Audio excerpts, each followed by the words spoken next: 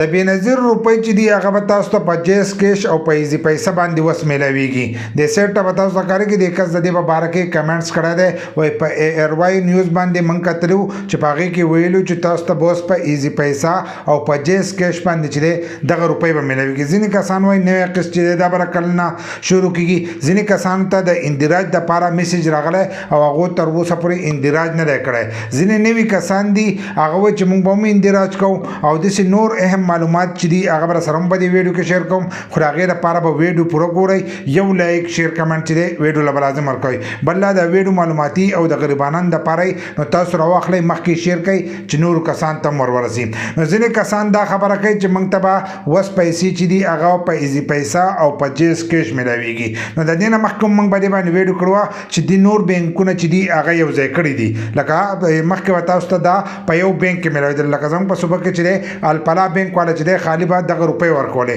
خو اوس پکې هغو پنځه شپږ بینکونه چې دي نور پکې یو ځای کړي دي نو اوس به تاسو ته پنځه شپږ بینکونه چې دي هغه به تاسو ته هم د بېنظیر روپۍ چې دي هغه به تاسو له درکوي نو په هغې کې ایزي پیسه او جیس کیش چې دی دا به تاسو له هم روپۍ درکوي نو ځینې کسان وایي چې موږ به د جیس کیش او د ایزي پیسې نه به دغه شانتې راوکاږو نو دغه شانتې دا تاسو نشئ راایستلی دا ستاسو د پیدې لپاره نه دي دا د هغه کسانو دپاره دي کم کسان چې ناسي او تاسو له روپۍ درکوي د هغو سره چې کم ډیوایس وي لکه موبایل په شانتې اشیاء چې ورسره تاسو چې پې ګوته لګوئ نو دا به دلته کې مخکې چې و دا به د الفلا بینک والا و اوس چې دی هغه به د جیس کیش د ایزي پیسې نور داسې بینکونه دي د هغې بینکونو چې دی دغه ډیوایس چې دي دا به د هغوی تاسو ته په هغې باندې دا روپۍ چې دي دا به میلاویږي په ایزي پیسه به ډایرکټ دا روپۍ چې دي دا به تاسو ته نه میلاویږي په راتلونکي وخت کې دا پته نه لګي کېدی چې بیا اکاونټونو کې چې دی دغه روپۍ تاسو ته میلاویږي خو حالن سات دا قسط چې دی دا به تاسو ته دغه شانتې میلاویږي چې د هغو په هغې موبایلو باندې چې دی په هغې باندې به دا روپۍ تاسو ته میلاویږي نو دغه بدلي به کې خالي راغلی خو د هغې هېڅ څه فایده هم نشته ځکه چې هغه په کیم سیټ کې میلاویږي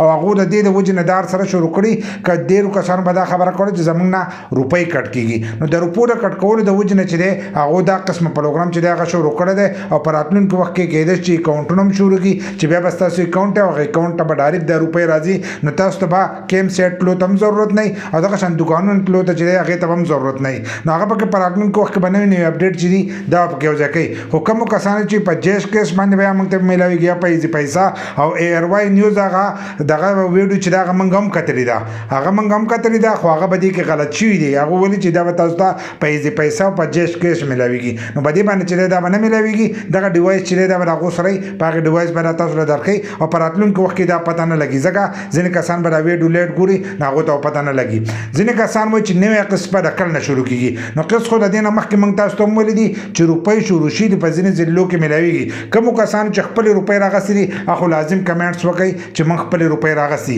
ځکه زیاتر کسان چې دی هغه راته تپوس کوي روپۍ چې دي دا نه دي شروع شوي ته ویلو چې روپۍ شروع شي په پنجاب کې په ډېرو ضلعو کې شروع شوي دي په سند کې شروع شوي دي په خیبر پښتونخوا کې چې دی په یو څو ضلعو کې چې دی دا شروع شوي دي خو په ټول ملک کې تر اوسه پورې نه دي شروع شوي اوس هغه وایي چې د 15 تاریخ نه وروسته چې دی دا به شروع کېږي نو اوس ګورو چې د 15 تاریخ نه وروسته شروع کېږي که نه شروع کېږي بل لار هغو د طرفه چې کم اپډیټ راشي موږ ستاسو سره هغه اپډیټ چې دی هغه شیر کوو نو حالن سات چې دی داسې اپډیټ نه دی راغلی چې په ټول ملک کې دا روپۍ شروع شوي دي خو په ځینې ضلعو کې چې دی دغه روپۍ میلاویږي ځینې کسان ته د اندراج میسج راغلی دی هغه اندراج نه کوي نو کومو کسانو چې اندراج نه یې کړی نو هغو ته به هم دا روپۍ نه میلاویږي ځکه 30 تاریخ چې دی دا د هغو سره اخرنی تاریخ دی د سپتمبر 30 تاریخ چې دی دا ستاسو سره اخرنی تاریخ دی تر دغې پورې تاسو رجسټریشن وکړئ که نه په راتلونکي وخت کې به دا روپۍ تاسو ته نه میلاویږي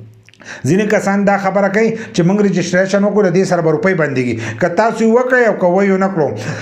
په دواړو کې چې دی دا روپۍ به تاسو ته بندېږي د سره وجې نه بندېږي که تاسو د پروګرام دپاره اهل یې جو بیا ورته 3 کاله دا روپۍ چې دي دا میلاویږي که تاسو اهل نه وئ نو بیا به دا تاسو ته نه میلاویږي هغو را دوباره اندراج د دې لپاره شروع کړی دی